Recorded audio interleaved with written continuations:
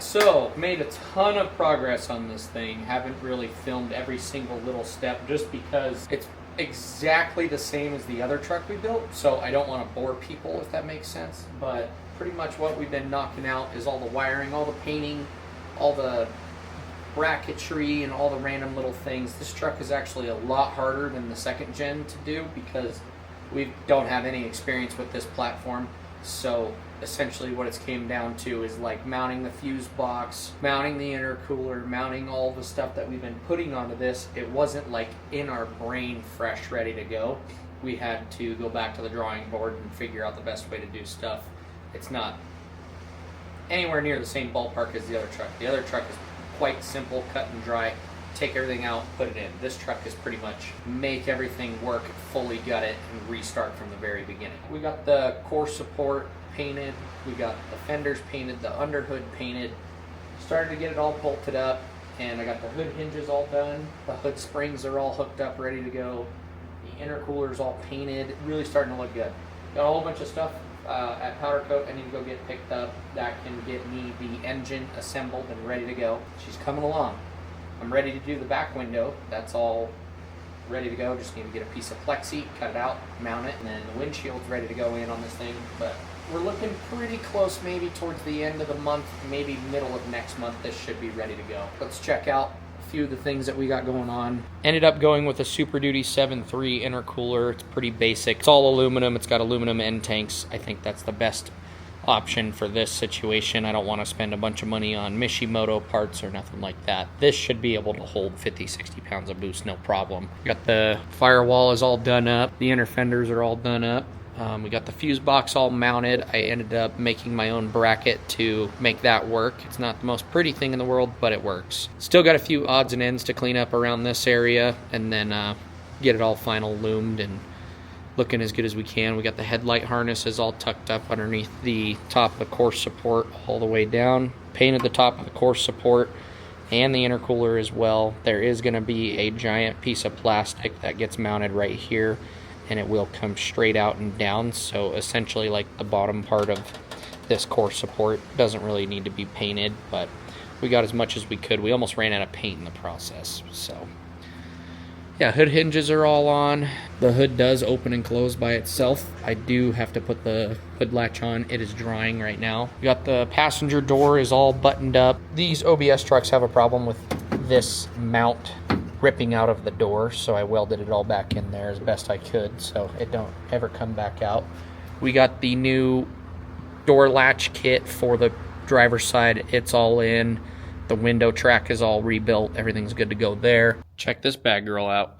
Got the ratchet shifter out of my crew cab, cut it down and made it to where it works with this seat. Ran the cable, everything's looking good there. I ended up making my own shifter bracket off of the shift selector on the transmission and a couple of other things down there. It works pretty good. It doesn't pull into second or first too smoothly, so with some slight modifications, it'll work pretty well. But it goes from drive to park relatively smooth, no complaints there.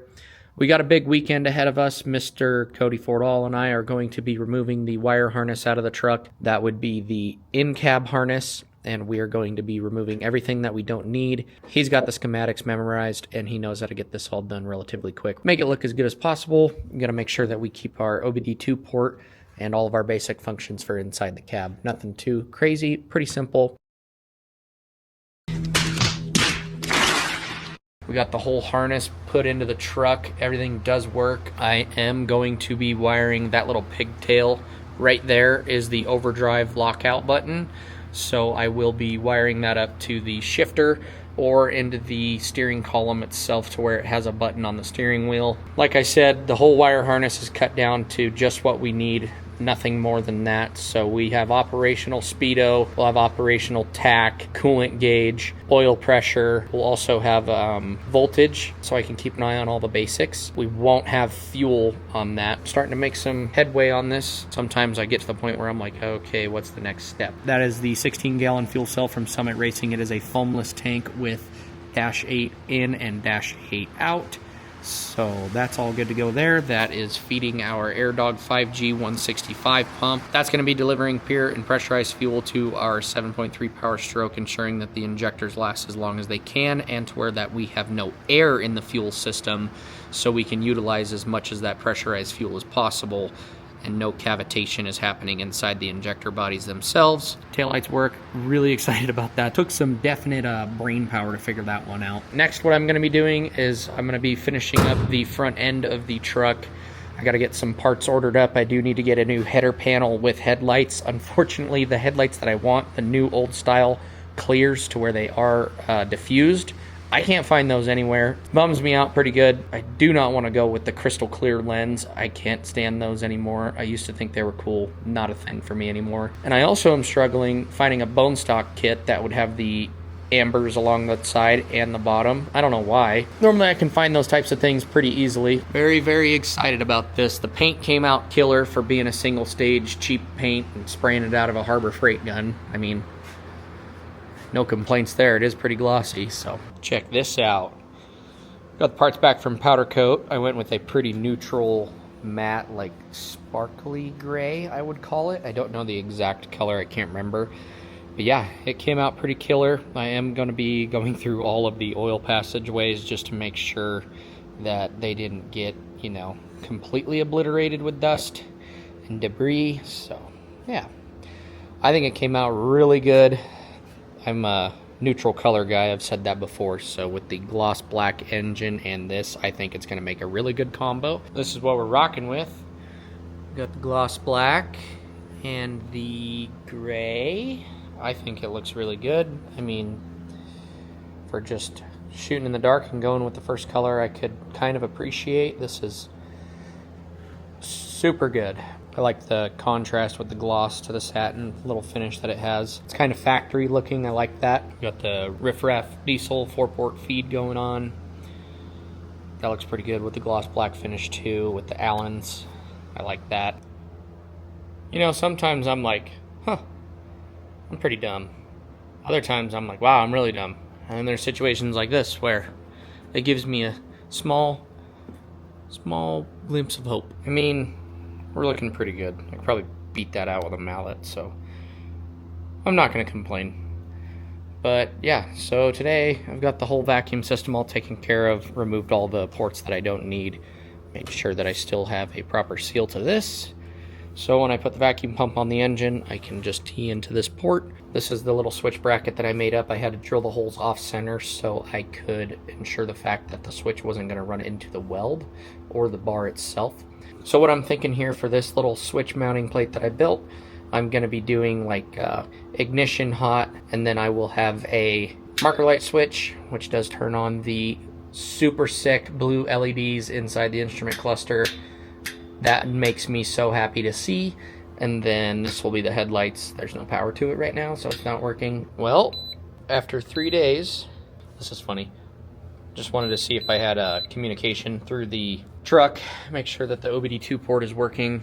But yeah, after, good God, so many hours of electrical diag and trying to figure out this truck and how it's all wired, finally got to a point where it's actually working. So here's the ignition switch out of the column. So you can still use it like factory. Normally when you have a key, there's a rod inside that gets pushed down, and this would be mounted on the bottom with the rod into the column, into that rod, and as it pushes it down, it ignition on, and then this would be your start. Shout out to Cody for it all. He came up this weekend. We gutted this entire harness of everything that we don't need. So essentially all there is in this harness is OBD2 starting, headlights, taillights, blinkers, PCM power, IDM power, all of that good stuff just to make the truck run. No HVAC, no radio, no ABS, nothing. So it's all just pretty basic, and it works. It might not seem like it, but this took a while because this truck had been cut apart on the inside to rob parts off of. Still don't know what any of these wires do, so maybe we find out the hard way. I like that idea.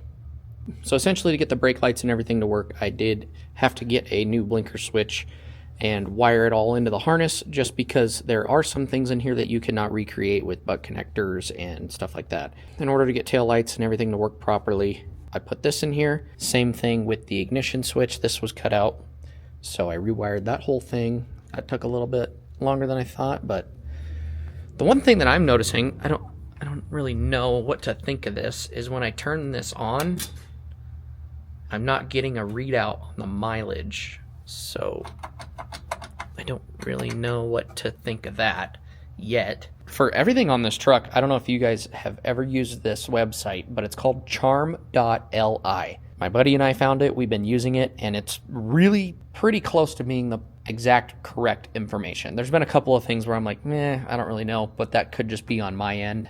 Well, I called Fordall. He said there's a fuse in here that is responsible for the speedometer and the transmission shifting. It is that guy right there.